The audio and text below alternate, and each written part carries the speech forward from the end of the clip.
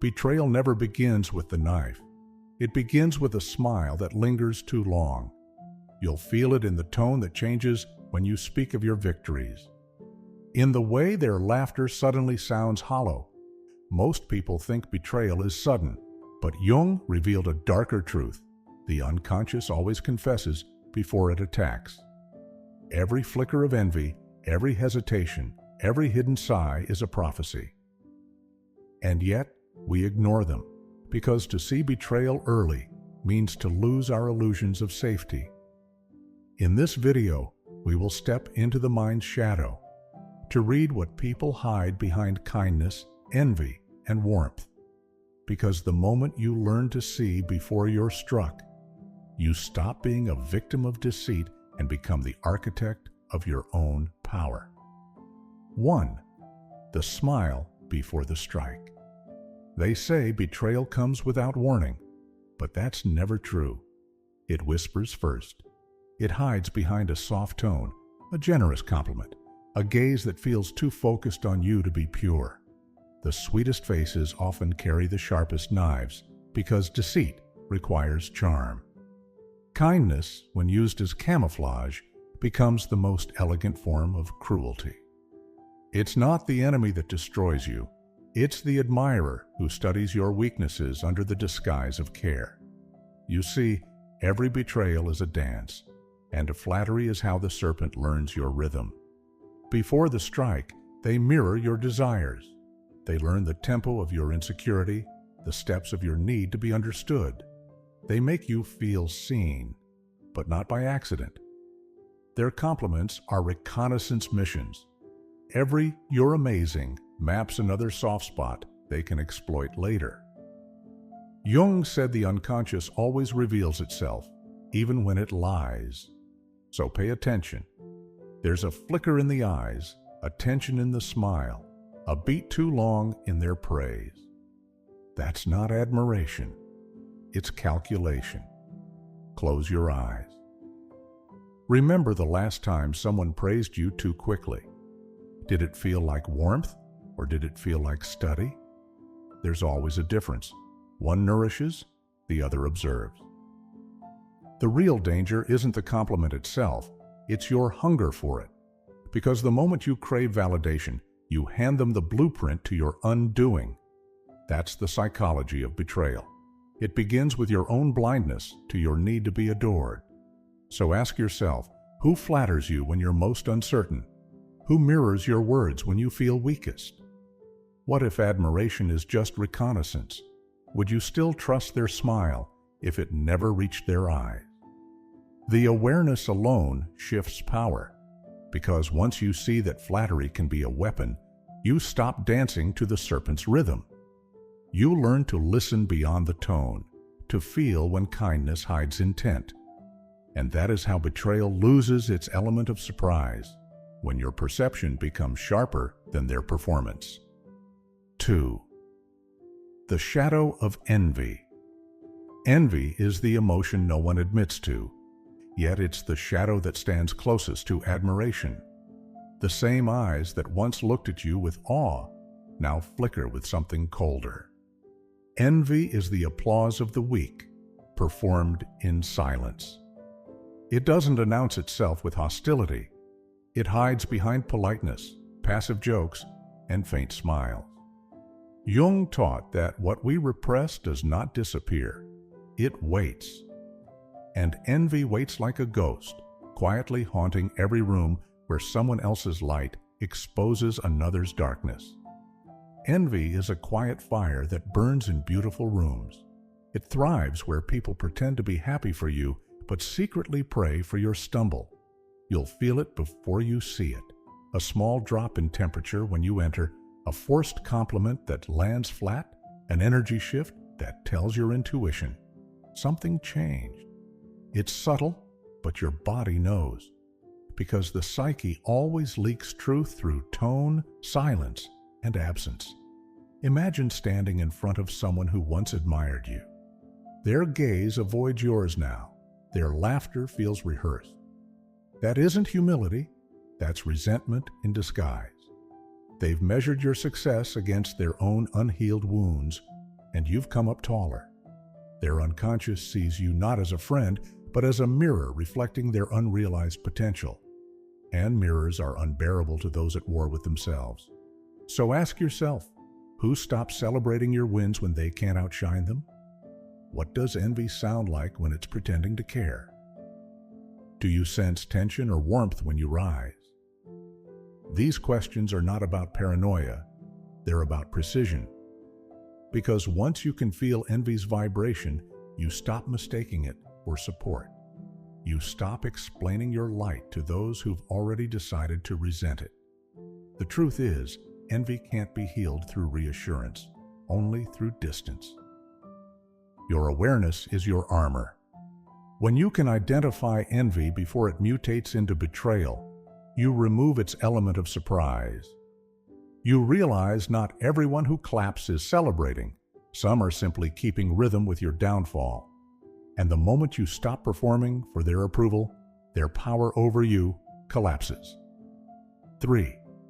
The tremor in the voice. Most betrayals begin with a sound, a tremor, a pause, a sudden softness in the voice that wasn't there before. Words can be crafted, rehearsed, and dressed in reason, but tone is instinctual. It belongs to the body, not the intellect. The unconscious leaks through tone, not through truth. You can lie with language, but not with frequency. When someone's words say one thing and their tone hums with something else, listen to the hum. That's where the truth lives. Think of it this way. Listen to people the way you'd listen for cracks in glass. One more vibration and the truth breaks through. A loyal voice carries steadiness. It meets your ear without distortion. But when betrayal begins to grow in silence, their tone becomes fragile. The pitch fluctuates, words rush or stumble, as if the psyche itself is trying to hold two realities at once: affection and deceit. It's not the content of what they say that reveals them. It's the strain of pretending they still mean it. Replay a memory where someone's tone shifted mid-sentence. You heard it, that almost imperceptible hesitation, that tremor they tried to swallow. That wasn't nervousness. That was guilt rehearsing itself. The human voice is an instrument tuned by emotion. It quivers when integrity fractures. Betrayal rehearses itself long before it performs. If you're emotionally aware enough, you'll catch it, the faint discord between what's spoken and what's felt. That moment is your warning. So ask yourself, what silence spoke louder than their apology? Whose hesitation betrayed their loyalty? Can you hear fear in the spaces between their words? We've been taught to trust explanations, but Jung would say, trust energy. The unconscious doesn't lie. It vibrates. When you start listening beneath the words, you stop being manipulated by them. You start decoding tone like truth itself. Because when someone speaks with a voice that wavers against their own emotion, that's not connection. That's fracture. Learn to hear the tremor. It's the psyche confessing before the act, the shadow whispering through the cracks. And when you can hear that, betrayal can never take you by surprise again. 4. The mirror of inferiority. Betrayal often begins not with hatred, but with admiration curdled by self-disgust. The betrayer doesn't despise you because of who you are. They despise you because of what you awaken in them. We hate most in others what we have failed to awaken within ourselves. Jung understood this well. Projection is the psyche's way of outsourcing pain. When someone cannot face their own inadequacy, they must find a vessel to carry it, and often that vessel is you. The betrayer stands before you like a cracked mirror. Every act of malice is self-disgust reflected outward. They study your strength not to honor it, but to search for flaws that can justify their resentment. Their betrayal isn't born from evil. It's born from comparison. You become the living proof of what they could be, but aren't yet ready to confront. And so, instead of rising, they destroy. Instead of learning, they wound. Envy turns to critique, admiration turns to mockery, and their unconscious begins its campaign to humble what it cannot match. Imagine every insult you've received as an X-ray of the speaker's shadow. Each word reveals the wound behind it, insecurity disguised as superiority, fear masquerading as judgment. Whose projection are you still carrying as truth? Whose opinion still echoes in your mind, not because it was accurate, but because it was venom spoken with conviction? Their words were never about you. They were confessions, unintentional admissions of the parts of themselves they couldn't bear to meet. So ask yourself, who resents your strength because they cannot find their own? What happens when your light exposes another's weakness? Have you ever envied the one you claim to love? These are dangerous questions, but they lead to liberation. Because once you see projection for what it is, you stop personalizing the venom. You realize their betrayal was an act of self-hatred, not a reflection of your worth. The cure to betrayal isn't vengeance, it's vision. The moment you recognize that their cruelty was a mirror of their inner war, you detach from their poison. You stop absorbing what was never yours. And that is when your strength stops provoking others. It simply outgrows them. 5. The poison of false warmth. Some betrayals don't arrive through cruelty, they arrive through comfort. They disarm you, not by attack, but by devotion. The most dangerous people often insist on being your safe place. They study your fears, your wounds, and then offer safety so sweet it feels like salvation. But a cage lined with silk is still a prison. What feels like care can become containment. What sounds like love can be surveillance disguised as loyalty. Betrayal often hides inside comfort. The snake curls up beside warmth before it bites. False warmth is the most seductive form of control because it doesn't threaten you. It nurtures you into dependency. They'll tell you they're protecting you, when in truth, they're enclosing you. Control doesn't always raise its voice. Sometimes it whispers, "I'm only doing this because I care." But genuine love liberates, while manipulation suffocates. And the line between the two is subtle. It's measured in how free you feel around them. Think of someone whose care feels heavy, like protection that suffocates. That is not love, that is control in costume. False warmth always carries a price. Your autonomy, your confidence, your ability to move without permission. The controller's kindness is never unconditional. It's an exchange, a slow erosion of your will disguised as affection. They give you safety, but only as long as you remain predictable. The moment you assert yourself, the warmth cools, the tone shifts, and you see the truth. They never wanted your growth, only your obedience. So ask yourself, who comforts you to keep you small? When does affection start to feel like ownership? What does your intuition whisper under their kindness? Because beneath every false sanctuary is a hidden fear, their fear of losing control over you. And that fear breeds betrayal long before the act. The liberation lies in discernment. The kind of love that frees you will never demand your shrinking. It will challenge you to rise, not cradle you into complacency.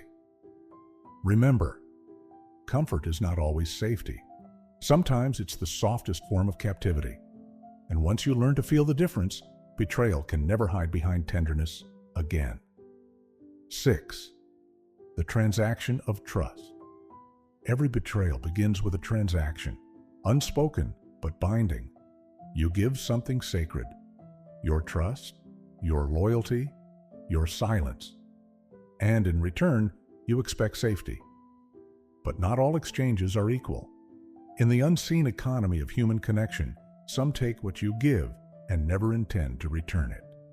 Jung understood this as the shadow's game, the part of the psyche that trades authenticity for attachment. We call it loyalty, but often it's fear disguised as devotion. Trust is the currency of the soul. Spend it only where it is reciprocated, or you'll go bankrupt in spirit. When you give loyalty to those who haven't earned it, you're not being noble. You're subsidizing their deceit. Betrayal doesn't happen randomly. It happens where you've invested without verification. You hand someone your truth, hoping they'll protect it, not realizing that every secret you share is a form of power transferred. Picture every person who holds your secrets. Now ask, what do they gain by keeping them? For some, silence is respect. For others, it's leverage. There's a kind of loyalty that isn't love at all. It's dependency. You stay because leaving means solitude, and solitude means confronting yourself. So you keep paying emotional debt into relationships that only deplete you, mistaking endurance for connection. But every time you stay loyal to someone who manipulates your trust, you betray yourself first. Jung would call this the unconscious bargain, the psyche's attempt to feel safe, even if it costs its freedom. Ask yourself, who have you paid with your silence? What happens when your loyalty costs you clarity? Are you loyal or simply afraid to lose belonging? These are not questions of morality, but of power. Because once you see how trust operates as currency, you start spending it differently. You stop offering it to those who view it as advantage rather than honor. True loyalty is never blind. It's conscious, selective, and mutual. The moment you learn to withdraw it from the undeserving, you reclaim more than safety. You reclaim sovereignty. And that is how you end the cycle of betrayal. Not by trusting less, but by knowing the worth of what you give. 7. The mask of moral superiority. Some betrayals don't come from the openly corrupt. They come from the self-proclaimed righteous, the ones who preach virtue, who wrap their judgments in moral language and call it care. Jung warned that the ego's greatest disguise is the halo. The moralizer betrays not because they hate you, but because your authenticity threatens the image they've built to escape their own shadow. They cloak their envy and control in words like principle and decency, and when they turn on you, they call it justice. But make no mistake, righteousness can be one of the most elegant masks for cruelty. Many betray not out of hatred, but out of the conviction that they're saving themselves from your corruption. They betray because your freedom exposes their repression. Your imperfections remind them of the humanity they've exiled within themselves. And so, they must punish you to maintain their illusion of purity. This is the betrayal that feels the most disorienting, the one justified by virtue, because it doesn't sound like malice, it sounds like disappointment. Their betrayal becomes moral theater, and you are cast as the villain in their unacknowledged war with themselves. Imagine unmasking someone who hides cruelty behind goodness. Watch the moral costume fall away, and notice your own relief. Their authority shrinks. Their virtue loses gravity. You realize that their judgment was never about ethics. It was about control. The good they performed was always a mirror to avoid facing their darker impulses. Jung would call this shadow projection, the attempt to destroy outside what we cannot integrate within. So ask yourself, who hides aggression beneath politeness? Why does their purity feel performative? What would you lose if you stopped pretending to be good for them? Because moral superiority thrives only when you participate in its illusion. The moment you stop seeking approval from the righteous, their power dissolves. True morality is not performance. It's awareness. When you integrate your own darkness, you no longer need to prove your light. And once you see through the halo, you'll understand. Those who must appear pure are often the ones most afraid of their own shadow. 8. The calm before revelation. There's always a moment before betrayal strikes, quiet, invisible, almost sacred in its discomfort. The air thickens, the conversation feels off, and a small voice inside says, "Something isn't right." Yet you dismiss it. You call it overthinking. You tell yourself you're being unfair. But the mind whispers before the soul bleeds. That whisper is intuition, the body's prophecy, the shiver before betrayal lands. Jung called it the wisdom of the unconscious. The ancient intelligence that perceives truth before the conscious mind is ready to see it. Intuition is not mystical. It's biological memory. It gathers fragments your intellect overlooks. Tone shifts, eye movements, delayed responses, the faint scent of fear behind a smile. When betrayal is near, your body registers it before your logic does. That sudden exhaustion, that clenching in your stomach. It's your psyche sounding an alarm. But because most people are conditioned to please, they silence their warning systems. We choose denial because truth threatens comfort. To see clearly would mean to act, and most would rather bleed slowly than sever ties abruptly. Recall the last time your stomach clenched before you had proof. That was your unconscious screaming in ancient language. You knew, but you refused to believe. You mistook loyalty for blindness, hoping that affection could rewrite instinct. It never can. Your intuition doesn't lie. It simply waits for you to catch up. And when you ignore it, the cost is clarity lost in the name of false peace. So ask yourself, when did you first learn to distrust your intuition? Who benefits from your blindness? What part of you already knows but stays silent?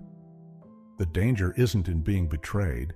It's in betraying yourself by pretending not to feel what you already sense. Jung taught that the unconscious seeks consciousness, that what's ignored must eventually be revealed. The calm before revelation is not peace, it's warning. The stillness before the storm is your spirit demanding awareness. Listen closely, because when you learn to trust the whisper, you'll never again need the wound to prove it was right. 9. The power of seeing without reacting. Power isn't in revenge, it's in foresight.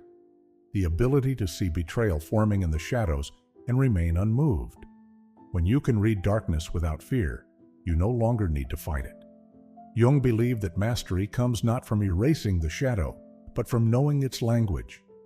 The moment you understand human nature, deceit stops feeling personal. You stop seeing enemies, you start seeing patterns. Betrayal becomes predictable, almost mechanical, the outcome of unintegrated shadows colliding in the dark. True mastery is not striking back, it's watching the storm gather and knowing you cannot be touched. When your perception deepens, your energy shifts from reaction to observation. You no longer meet deceit with rage, you meet it with understanding. Betrayal feeds on chaos, on the emotional storms it provokes. But when you respond with stillness, the betrayer's weapon becomes useless. Power at its highest form is emotional neutrality. It's the ability to sense darkness without becoming it. Visualize yourself as still water. Betrayal strikes, words, actions, disappointments. Yet all it creates are ripples, never destruction. That's awareness. That's control. The still mind doesn't mean apathy. It means sovereignty. It's the calm that comes from knowing no external act can define your inner equilibrium. This is the essence of psychological power. Detachment without coldness, foresight without paranoia. You no longer need to react because you already understand what drives the betrayer. Insecurity, envy, hunger for validation, and understanding disarms. Ask yourself, who loses power when you stop reacting? What happens when betrayal no longer surprises you? Can awareness itself be your revenge? Because when you see betrayal before it manifests, you reclaim the power it was meant to steal. You become untouchable, not because people stop deceiving, but because deception no longer shakes you. The end of betrayal isn't trust restored, it's perception refined. The one who sees clearly has already won. When your awareness becomes sharper than their intent, revenge becomes unnecessary. You stand calm as the storm rages, not because you are above it, but because you finally understand. The storm is theirs, not yours. Every betrayal is a mirror, revealing what others cannot face in themselves and what you refuse to see in them. The wise do not harden their hearts, they sharpen their perception. Remember, the moment you sense deceit is not when you are weak, it is when you are awakening. Freedom begins the moment you stop needing to be believed.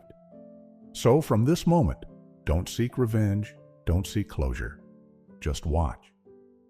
Observe who flinches when you grow silent, who panics when you stop explaining, who changes when you stop serving their illusion. Like, share, and subscribe to JungMind for more truths that cut deeper than comfort. And ask yourself, before the next smile meets your eyes, who in your life is clapping with envy in their hands?